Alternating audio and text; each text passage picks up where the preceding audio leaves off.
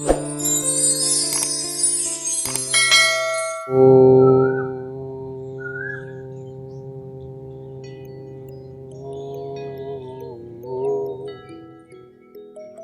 साधन नमस्ते जी। जय हिंद, जय भारत, विद्यादेव नेस्टिक, जय श्री राम, जय आर्यभट्ट, जय हिंद, जय श्री राम, जय श्री श्याम।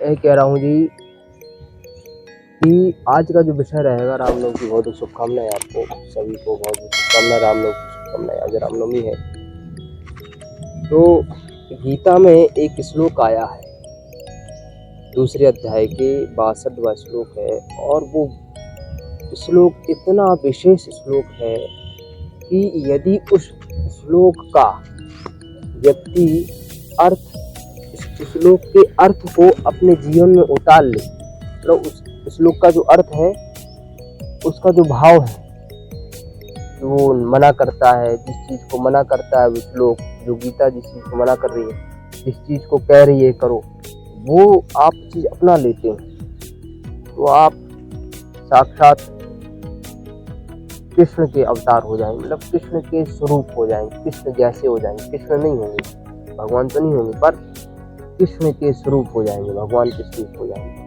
ईश्वर के स्वरूप हो जाएंगे। इसी के आपको बताते हैं, तो भगवान तो कोई हो नहीं सकता। तो श्लोक आया है कि ध्यायतो विषयान् पुंसः संगास्तेषु पजायते, संगात् संजायते कामात् क्रोधोऽभिजायते, विषयान् ध्यायता पुंसा तेषु संगा उपाजायते, संगात् कामः संजायते कामात् क्रोधाभिजायते। तो यहाँ पे बहुत विशेष बात की गई है, छोटी मोटी बात नहीं की गई, बहुत विशेष बात की गई है, सामान्य बात भी नहीं की गई, बहुत ज़्यादा है विशेष। बहुत ध्यानपूर्वक सुनना, वीडियो पूरा देखना। यदि कुछ क्षण का भी यदि आपने स्किप कर दिए, आगे बढ़ा दिए, तो कुछ समझ में नहीं आएगा, ठीक है।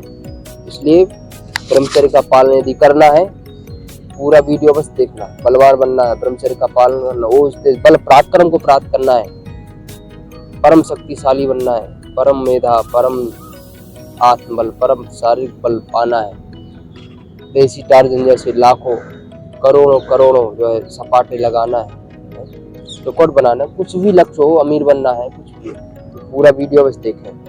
क्या कहा, अर्थ क्या है कि आह क्या रसगुल्ला, मजेदार रसगुल्ला था, इत्यादि शब्दों से आकर्षण पूर्वक किन्हीं भी इंद्रियों के विषयों का ध्यान करते हुए मनुष्य की उस ध्येय वस्तु में आसक्ति उत्पन्न हो जाती है। आसक्ति से फिर किसी भी उपाय से उस वस्तु में आसक्ति उत्पन्न हो जाती है। मतलब अब इसमें क्या बता रही हैं, ध्यान से सुनो, मैं आपको अच्छे समझाता हूँ। इसमें ये कह रही है कि आप भाई सोचते हो, बैठे बैठे सोचते रहते हो कुछ भी, जैसे खाली बैठोगे तो भाई मन तो खाली रह नहीं सकता, कभी कुछ ना कुछ विचार आएंगे, पक्का आएंगे, या तो बुरे विचार आएंगे या अच्छे विचार आएंगे। अब बुरा विचार आया कोई, या फिर अच्छा रसगुल्ला तो पहले तुमने खा लिया, सब खा लिया, भोजन कर लिया, रसगुल्ला भी खाया, भोजन में रसगुल्ला भी खा सकता। तो अब क्या हुआ, आप आ गए वहां भोजन करके, आप बैठ गए किसी स्थान पे, और वहां आपको ख्याल आ रहा है, पढ़ाई में भी ख्याल आ रहा है, काम करते हुए भी ख्याल आ रहा है। क्या आ रहा है ख्याल, वाह क्या रसगुल्ला था, मजेदार रसगुल्ला था, रोज मिल जाएगी, समझ रहे हो, क्या मजेदार रसगुल्ला था। ये जो शब्द है ना, जो आप अंदर से आता है, या बोलते हो या सोचते हो, कुछ भी करते हो, जो शब्द है आपका, ये क्या है, आसक्ति। इसको कहते हैं लगाव, अटैचमेंट, इसको आसक्ति कहते हैं, समझ रहे हो। तो पूर्व किन्हीं भी इंद्रियों के विषयों का ध्यान करते हुए मनुष्य की उस ध्येय वस्तु में क्या आसक्ति उत्पन्न हो जाती है। अब आप रसगुल्ला की जगह और कुछ भी ले सकते हो भाई, है ना। लोगों की, अब आप लोग ब्रह्मचर्य का पालन नहीं कर रहे हो, तो आप लोगों की इंद्रियों में आसक्तियां है।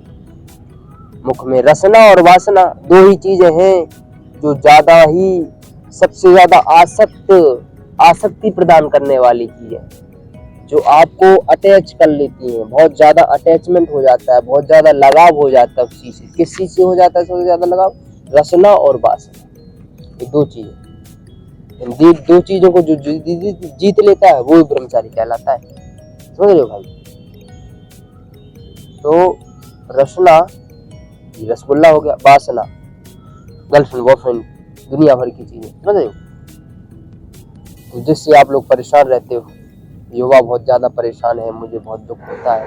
और फिर धीरे धीरे अस्तित्व आदि क्रियाएं करते करते पागल भी हो जाते हैं, देखते थे। तो उस पर हमने बहुत भीड़ डाल दिया, आप देख लेना।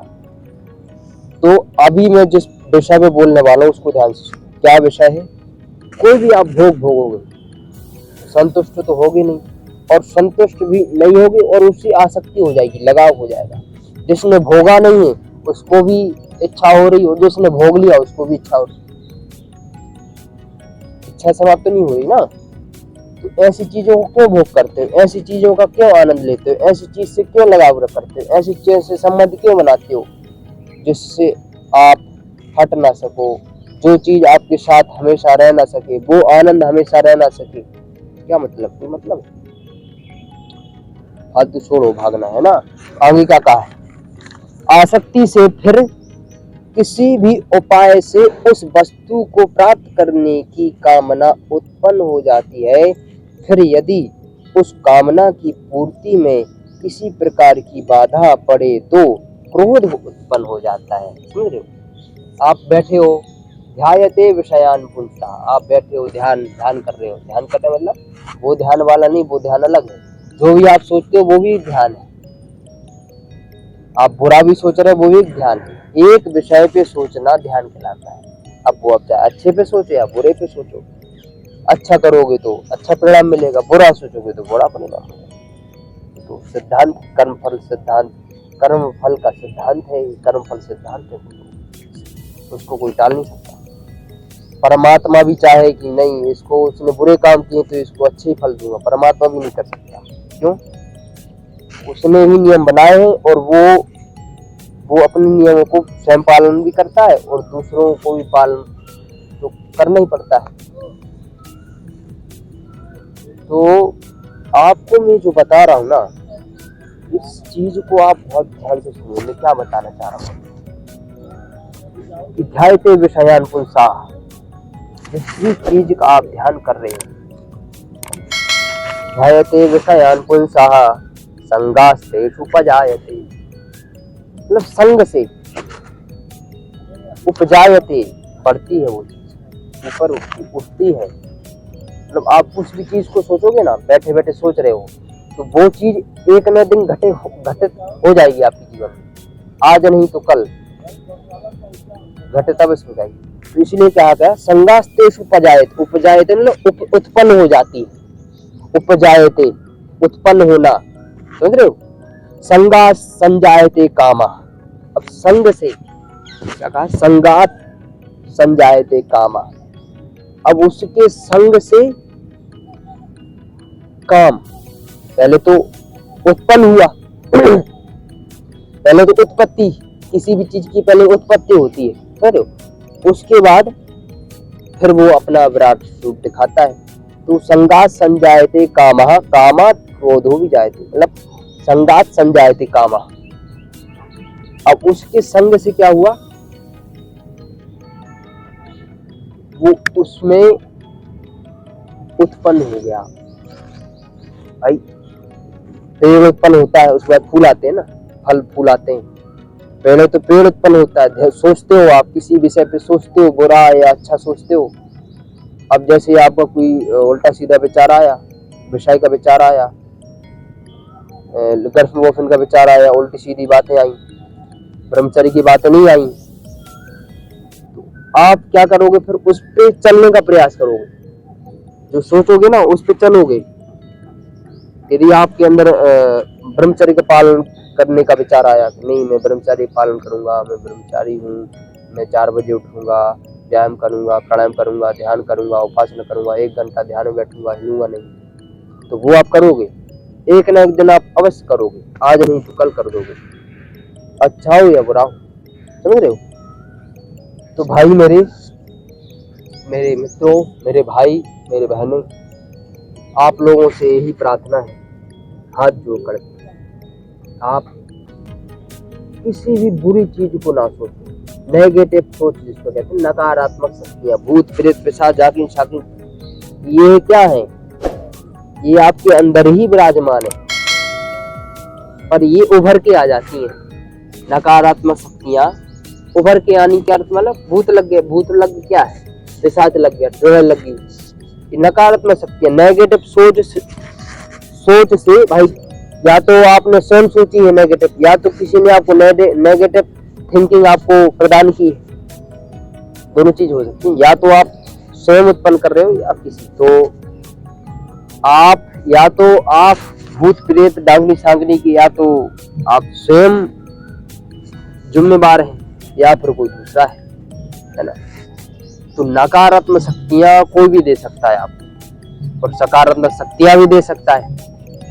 सकारात्मक शक्तियां भी दे सकता है और सिद्ध भी करा सकता है, तुम्हें सिद्ध भी कर सकता है, और स्वयं भी आप सिद्ध भी हो सकते हो। स्वयं सिद्ध मतलब परमात्मा से सिद्ध होते हैं, गुरु से सिद्ध होते हैं। आप स्वयं भी सिद्ध मतलब स्वयं सोचते हैं, और आपको वो विचार कहीं ना कहीं से मिला होगा। इन्हीं शब्दों के साथ आज के इस सत्संग को यहीं विराम देते हैं। बस आखिरी आपको यही रहेगा आप लोगों के लिए कि आप किसी भी विषय पे, बुरे विषय पे ना सोचें, अच्छे विषय सोच रखें, अच्छे विचार रखें, यज्ञ करें, हवन करें, गायत्री मंत्र का जप करोगे तो कोई बुरा विचार आ ही नहीं सकता। इन्हीं शब्दों के साथ जय हिंद, जय भारत, भारत में जय, जय श्री राम।